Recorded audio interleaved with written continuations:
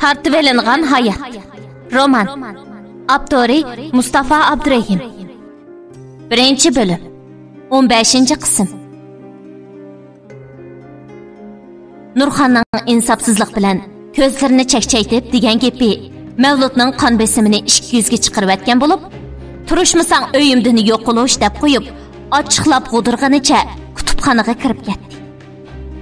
Yulduz opasining ochiqida biror xato gap qilib qo'yib, o'zining shirin tushlarini barbod qilib qo'yishidan ansirab, ana yura deb Nurxonning birini chimdib, uning mangmayman deb o'kizdek turib olishig'imi parvo qilmay, tartib degidek uydan elib chiqib ketdi. Yulduz ota-onasini otxonaning yanidagi otboqarning kichik 2 eg'izliq uyiga olib keldi. Nurxon dachidan bu yerga kelib bo'lguncha, voy opoqni, voy mau tizakni, voy hö deb og'zi besiqmay kelgan edi. U otboqarning uyiga kirib bo'lib, Yulduzga ko'zlarini chakchaytib, uning belikidan mujubla tutdi. Sening qilgan yaxshi ishing mushuma? Bizni otxonaning yeniq joylashgan mushu kichik, atrofdan otning poqining hidi urilib turadigan eski kapik tashlab qo'yishga ko'ngling qandoqmi unidi, ha? Uningdan ko'ra bir ommaviy tozliq uyiga poq muakkil qilib turg'izib qo'ysang bo'lmadimi? Hech bo'lmasa oylik ish haqi bo'lsa-mu taqtatdi. Ay, bu yerda otning poqini yeb boshqalarning ko'ziga qaragandan ming yaxshi edi. Voy men qandoq qilay? Voy mening ta'tir peshonam. Voy yurigim, men ulay. Voy izzat. Ay bola beqib nima qila bo'g'aydim. Bola baxtdan balada qolding deb bu tuz ko'rding ko'rdigan kunlarimdek oldimda o'xshamamdi meni. Voyjon, ona. Seni kim bu yerda otning poqini yeydi dedi? Xotirjam bo'la, ona. Men uy xizmatkoriga deb sana isil yemekliklardan chiqartaman, ha? Bu yermi shundoq yaxshi-ku? Dadamning sizlarni musha kelishinglarga ruxsat qilgani o'zi cho'ng ishchimi? Men qanchalik tasda musha amalni o'ylab topdim, bilamsan? Men sizlarni bu otxonada turdi deb o'ylamagan. Dadam boshda qo'shilib, oxirida kelib bir necha kun panohlanib tursa bo'ladi. Biroq bu daji turishga ruxsat yo'q. Otboqaning uyda tursin dedi. Menmi yo'q, musha yerda turdi deganmidim shu. Bilasan, boshqalar meni ancha bek org'ayib ketmaydi. Jidal qilsam sangmi, mangmi yaxshi bo'lmaydi. Shunga hozircha g'alva qilib boshqalarningmi, meningmi oromimni buzmay, musha yerda turib turinglar, va? Bo'lamdi. Voy, sendan o'tinay jinim ona, Yulduz Nurxonning qo'lini cheng tutib turib, uningga o'tinish talaffuzida shundoq dedi. Nurxon qizining bechora turqini ko'rib, "Bo'pti, hozircha ma'qul deb turay. Lekin amal qilib bizni bu mehnat yerdan yo'tkagan deb qo'yib, Yulduzni uyiga chiqib ketishga buyurdi. Ipar Nurxonning nemishqa dachiga ko'chib kirishga bo'yicha havasdor ekanligini tushunamay, gangrab turibli qolgan edi. U uylarni yig'ishtirib yetay deb Sardor bilan Nurxonni o'rindiqda o'ltirib, orom elishini aytib qo'yib, eshik oldidan supurkini elib kirib, uy ichini biror qur tozalab chiqdi. Bu uyning bir yotoq uyida yog'och karvatdan bir silba bo'lib, yerga gilam silingan edi. Yana bir yotoq uyiga kigiz silingan bo'lib, karvat yo'q edi. Karvat bor yotoq uyga Nurxon bilan Sardor. Kigiz silingan karvat yo'q, kichik yotoq uyga Ipar o'rinlashdi. Shunda qilib, Nurxon Yulduzning yanida turaman degan orzusi bo'yicha bu yerga kelib oldi. Biroq ishlar uning o'ylig'ining aksicha bo'ldi. Bu orada oradan bir qancha kun o'tdi. Bir kuni kechda uyda tuz yo'q bo'lib qolib, Nurxon Iparni dachiga tuz so'rashga buyurdi. Ipar dachining ishkini chekkanda, oila xizmatkori ishkini ochib, Iparning tuz so'rab kelganligini bilgandan keyin ortiq gap qilmayla uningga tuz ep chiqib berdi. Ipar xizmatkorga rahmatini bildirib, orqaga o'rilib, "Mangay" deb turishiga Mavlud Iparni ko'rib, uni yeniga chaqirdi va muhim bir ish ustida paranglashqusi borligini aytib, Iparni kutubxonasiga kirib paranglashishga taklif qildi. Ular kutubxonaga kirib bo'lgandan keyin Iparni o'ldirishga taklif qilgach, uningdan so'radi. Ipar qizi, Yulduzdan anglasam, siz maktabdagi o'qishingizni tashlab xizmat qilib yetibsiz. Siz texnik kichik tursangiz, nimishqa davomli maktabda o'qishni tanlamay, xizmatni tanlab qoldingiz? Mavlud apandi, bu gapni deb kelsam, gap uzun. mening maktabda o'quvim yo'q emas, balki shundoq o'quvim bor edi. Biroq oilamizning hol ahvolini sizmi ko'rib turibsiz.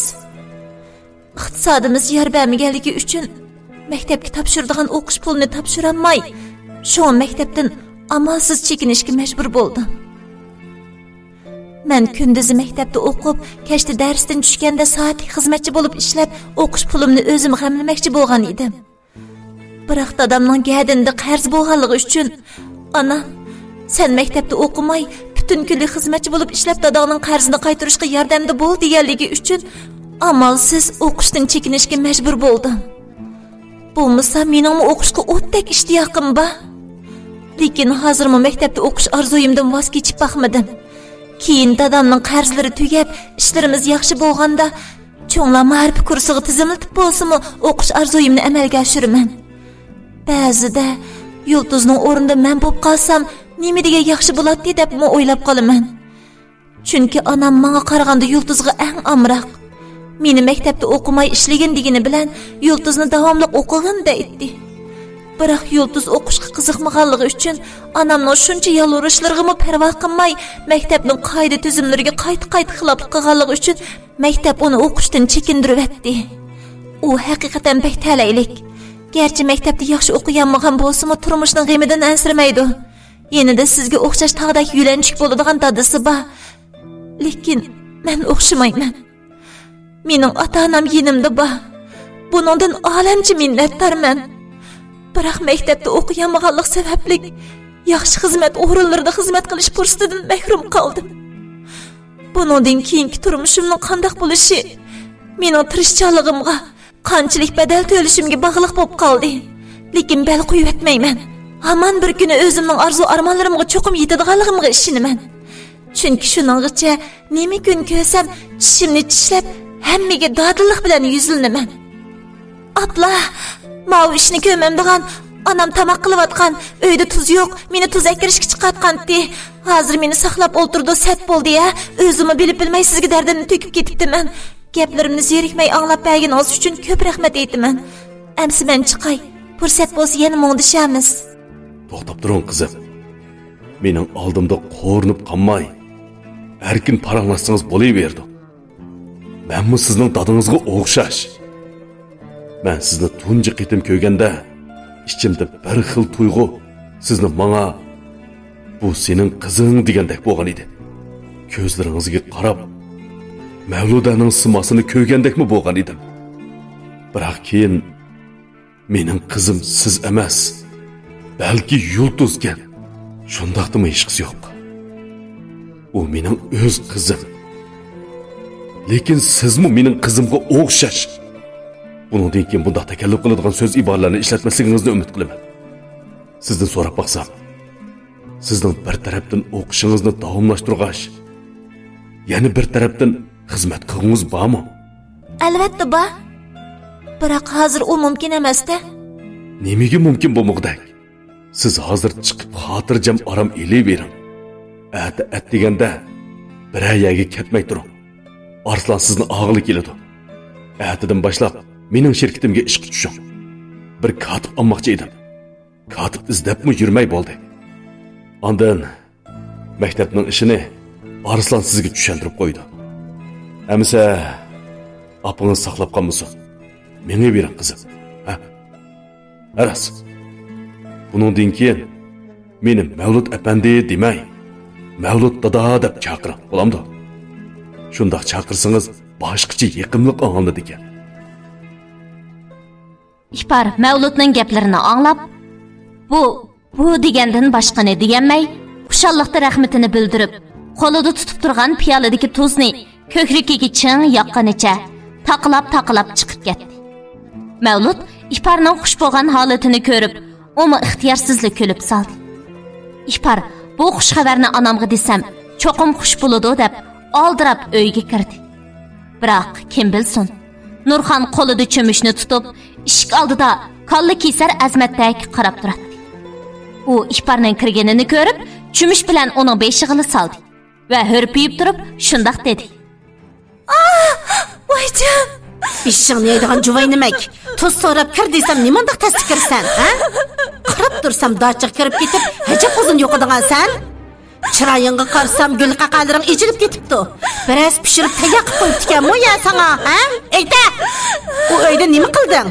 Kimlar bilan ko'rishib, nimalarni paranglashding? Hammani to'lig'i bilan da. Bo'lmaydi ekan pochig'ini mushu cho'mish bilan urib chiqib etaman. Degina.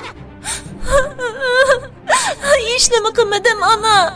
Men tuzni ilib mangay deb tursam Mavlud dadam paranglashadigan gap bor edi deb meni chaqirib qoldi. Shunga Yulduz to'g'risida bir muhim gap bo'lib qolsa deb uyga kirgan edim. U mendan.